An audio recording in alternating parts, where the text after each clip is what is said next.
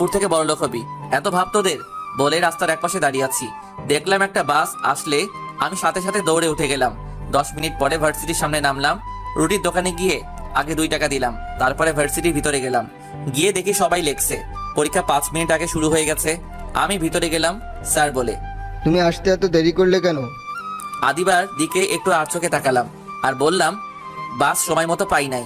ও, কাল থেকে একটু আগে বের হবা, তাহলে বাস পাবে। আমি বললাম জি স্যার, বলে লিখতে থাকলাম।